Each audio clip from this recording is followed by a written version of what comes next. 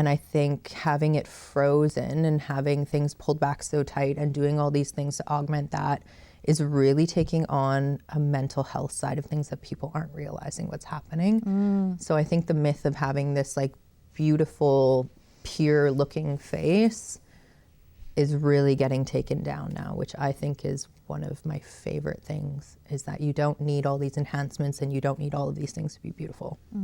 It's really the internal work that has to get done. And let's speak on to, I'd love you to share a bit more on the mental health side of things, the relationship between beauty and how you see yourself, love or not love yourself, and the mental health. Like, do you want to speak to that a bit? Yeah, I myself has went through really, really intense mental health stages in my life, and that's actually why the studio got opened. Is I was put on a mental health leave from the job in the clinic I was working at, and I was on it for about 4.5 months, and all of a sudden I would sit in front of a mirror for hours on end contemplating what to do with life and contemplating if I wanted to stay or leave or what was going to happen.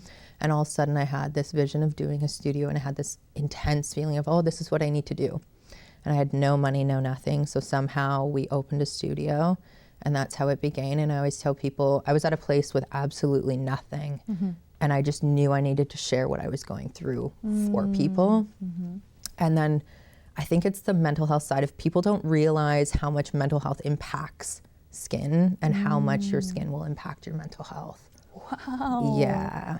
It's really cool to get to see people transition from that. And even if they're going through like severe acne, things going on, psoriasis, eczema, and it's exposed to the public, they get to really start to love that journey of healing and learning about themselves, and that it's still beautiful to have that texture and that redness and that inflammation, even though they might not feel it. It's always that journey to go through that's going to be worth it at the end for them, whether it's going to be fully healed or not, or whether it's the acceptance that they get halfway through that. Yeah, it's a beautiful thing to work on his skin. Yeah, I love it. So powerful. Thank you.